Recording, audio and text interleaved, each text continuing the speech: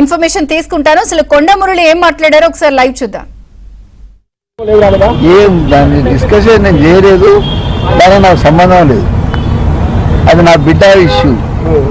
30 సంవత్సరాలు ఉన్నాయి దానికి, మరి దాని బిడ్డకు 15 సంవత్సరాలు ఉన్నాయి. వాళ్ళ ఇష్యూ. మేడం మీద సిసిసి కమిషనర్ కమిటీ ఇచ్చిన నివేదిక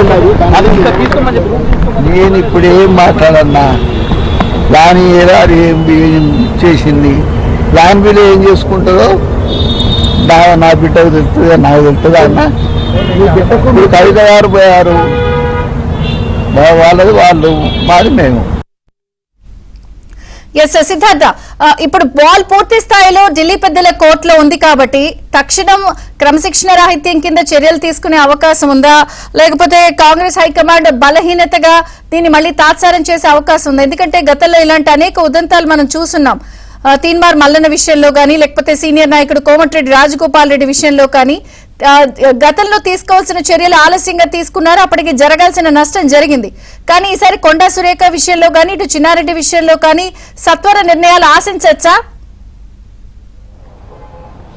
ఖచ్చితంగా కాంగ్రెస్ పార్టీ తనకున్నటువంటి లిబరల్ నేచర్ను చేంజ్ చేసుకోవాలనే ఒక సీరియస్ డిసిషన్ని తీసుకుందని చెప్పుకోవచ్చు. ఎందుకంటే కాంగ్రెస్ పార్టీలో ఉన్నటువంటి ఇంటర్నల్ డెమోక్రసీ కాంగ్రెస్ పార్టీకి ముప్పుగా మారుతుందని కాంగ్రెస్ పార్టీ భావించింది.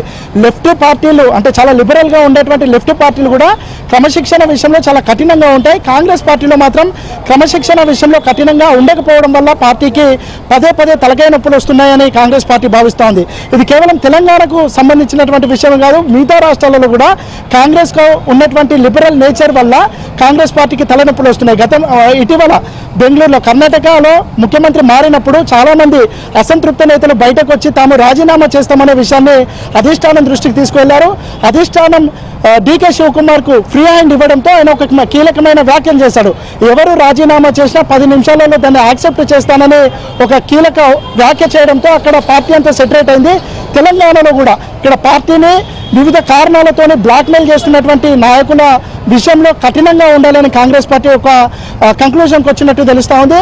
పార్టీకి అధిష్టానం అప్పుడున్నటువంటి కాల పరిస్థితులకు ఆధారంగా అనుగుణంగా కొన్ని హామీలు ఇచ్చుంటారు, కానీ భవిష్యత్తులో అవి నెరవేర్చాల్సినటువంటి పరిస్థితుల్లో అవి కొన్నిసార్లు అంటే ఫ్రూట్ఫుల్ కంక్లూషన్కు రాకపోవచ్చు. అట్లాంటి పరిస్థితుల్లో పార్టీని అండర్స్టాండింగ్ చేసుకోవాలి, పార్టీలకి విధేయులుగా ఉండాలి. కానీ పార్టీ హామీ ఇచ్చిందనే విషయాన్ని, హైకమాండ్ హామీ ఇచ్చినటువంటి విషయాన్ని బేస్గా చేసుకొని ఆ హామీ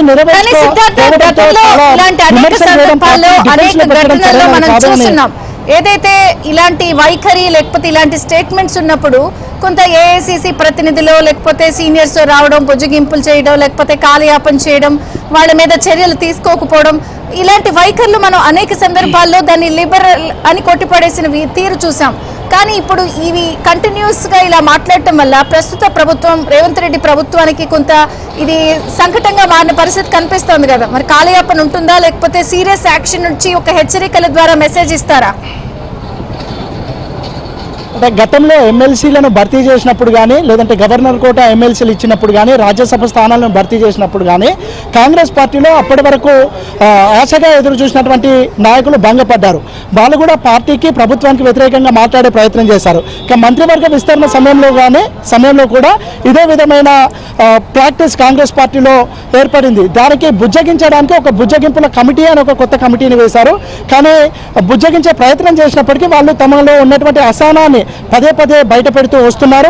కీలకమైన అంటే ఇంటర్నల్ డెమోక్రసీ ఉన్నటువంటి కారణంగా ఇంటర్నల్ ప్లాట్ఫామ్లో అంటే పార్టీకి సంబంధించి పిఎస్సి కమిటీ కానీ, పిసిసి కమిటీ కానీ, పిఈసి కమిటీ కానీ ఇట్లాంటి కమిటీలలో చర్చించాల్సినటువంటి అంశాలను బహిరంగంగా మాట్లాడడం వల్ల పార్టీ అబాసు పాలవుతుంది. పార్టీ నేతలు మాట్లాడినటువంటి మాటలు ప్రతిపక్ష నాయకులకు అస్త్రంగా మారుతున్నటువంటి నేపథ్యంలో క్రమశిక్షణ విషయంలో ఒక కంక్లూజన్కు రావాలని పార్టీ భావిస్తుంది. నిన్న క్రమశిక్షణ కమిటీ చైర్మన్ మల్లు రవి మాట్లాడినటువంటి సందర్భంలో కూడా ఇప్పుడు తాము తీసుకుంటున్నటువంటి నిర్ణయం భవిష్యత్తులో కాంగ్రెస్ పార్టీ ఫ్యూచర్ పైన ఆధారపడి ఉంటుంది. ఎందుకంటే పార్టీలో డిసిప్లిన్ లేకపోతే పార్టీకి ఎవరు గౌరవం ఇవ్వరు, పార్టీకి గౌరవం లేకపోతే అది వచ్చే ఎన్నికల మీద ప్రభావం చూపిస్తుంది. కాబట్టి క్రమశిక్షణ విషయంలో ఒక ఖచ్చితంగా ఉండాలనే ఒక కంక్లూషన్కి వచ్చారు. ఇక నిన్న పిసిసి చీఫ్ మహేష్ కుమార్ గౌడ్కి అందినటువంటి నివేదికను ఏఐసిసికి పంపించారు. ఏఐసిసి దీనికి సంబంధించి తమ ఏఐసిసి ఫార్మేట్లో పార్టీలో నుంచి వీళ్ళిద్దరిని అంటే చిన్నారెడ్డిని కొండ సురేఖను సస్పెండ్ చేసే విషయంలో కాసేపట్లో లేదంటే సాయంత్రం వరకు ఒక ప్రకటన ఇచ్చే అవకాశం ఉంది. తాత్సారం చేసిన కొద్దీ మిగతా నాయకులు దాన్ని అలసుగా తీసుకుంటున్నారు. పార్టీ పైన, ప్రభుత్వం పైన, పార్టీలో ఉన్నటువంటి అగ్రనేతల పైన ఎలాంటి విమర్శలు చేసినా ఏం కాదు.